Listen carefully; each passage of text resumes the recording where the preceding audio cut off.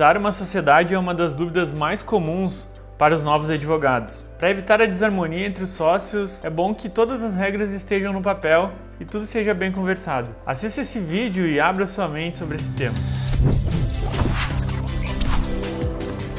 É um prazer receber você aqui no canal da DVBox. Aqui falamos de Direito, Tecnologia e Gestão. Se gostar do conteúdo, se inscreve no nosso canal.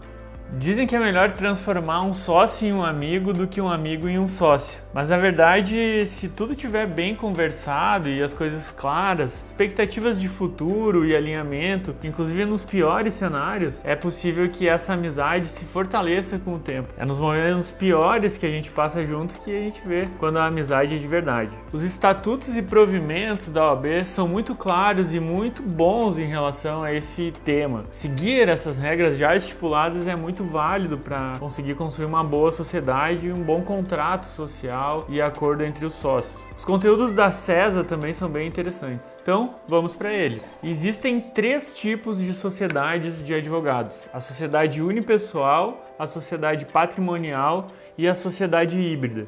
A sociedade unipessoal nós vamos falar em outro vídeo separado. Em relação à sociedade patrimonial e à sociedade híbrida, a única diferença é que a segunda ela admite sócios de serviço. Para montar um escritório de advocacia é preciso adquirir móveis, equipamentos, sistema, um imóvel locado ou adquirido para hospedar o escritório, vários outros meios de produção do serviço jurídico, além também de ter que fazer investimentos para dispor da mão de obra que vai trabalhar ali. Estes capitais, estes ativos são o patrimônio do escritório.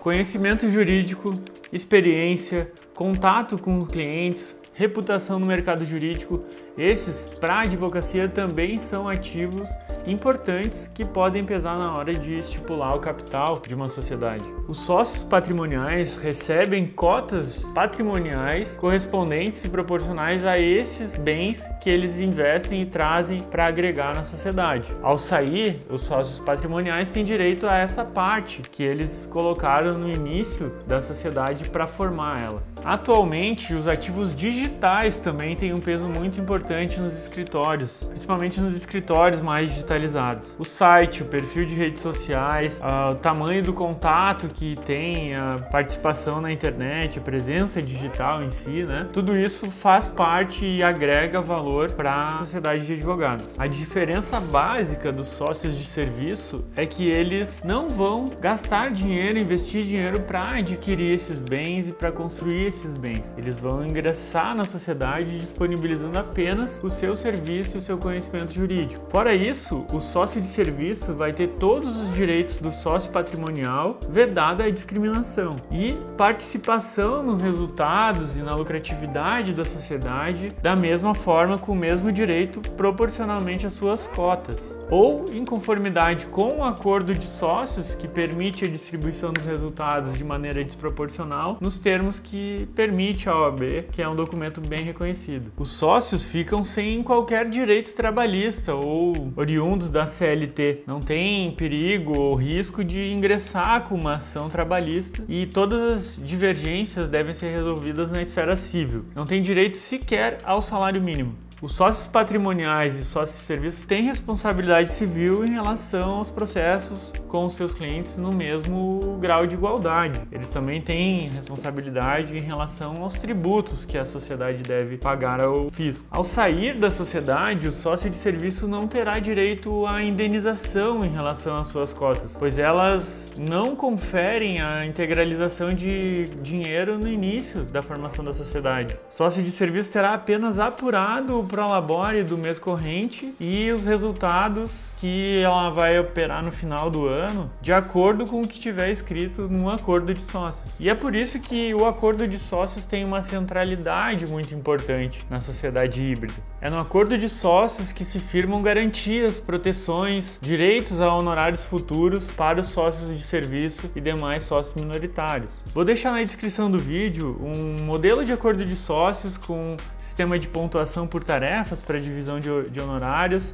e resultados, e também a gratificação de honorários honorários de sucumbência que recomendamos aqui já em outro vídeo. Isso é possível porque no acordo de sócios é permitido que se defina uma distribuição de resultados e participação nos lucros diferente das cotas que constam no contrato social. Em um modelo de advocacia artesanal mais tradicional, é possível se definir, por exemplo, a participação maior nos honorários decorrentes naqueles processos que o advogado foi o responsável. É possível definir um valor de honorários para aquele advogado que trouxe o cliente para a banca. Nesses modelos, geralmente a banca de advogados, ela presta vários serviços de administração e retém aí de 10 a 30% dos honorários para fazer a sua manutenção. E o restante, a maior parte dos honorários, é destinada para o sócio sênior e seus associados e assessores, que ele divide da forma como ele entender. E nesse modelo a gente tem aí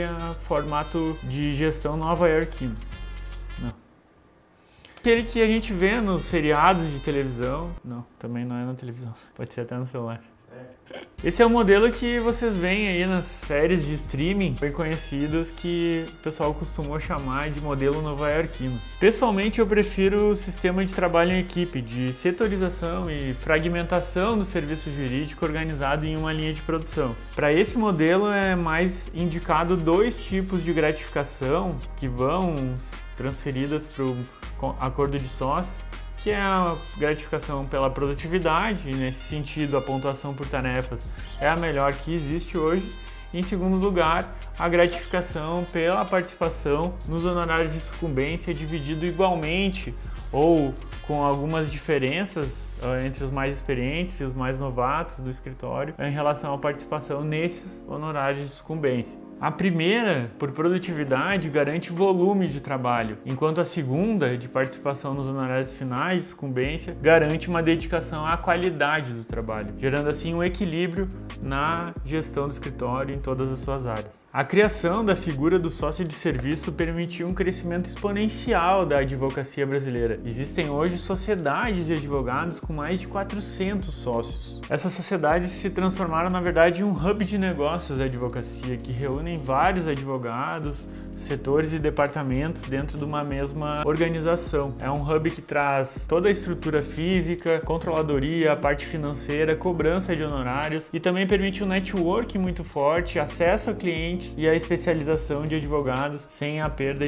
ou cobertura de alguma empresa que seja bastante complexa de atender. Esse modelo já segue o modelo britânico e ele tem algumas das maiores sociedades de advogados da história da humanidade. Allen Overy e Queen Emanuel Sullivan, por exemplo, são sociedades que têm 800 sócios e chegam a ter mais de 5.000 empregados. Isso só é possível porque essas organizações, essas sociedades de advogados têm um conjunto de regras e contratos muito transparente e respeitada por todos. E eles também têm uma estrutura jurídica que permite a resolução de conflitos entre sócios quando isso acontece. Um exemplo são as cláusulas tag-along e shotgun. A tag-along permite a proteção dos sócios minoritários em caso da possibilidade de entrada de uma grande quantia de honorários em breve. E a cláusula shotgun permite que, quando um sócio e outro entram em litígio ou discussão ou divergência, um pode exigir que o outro dê uma precificação nas suas cotas e aí depois dessa precificação, quem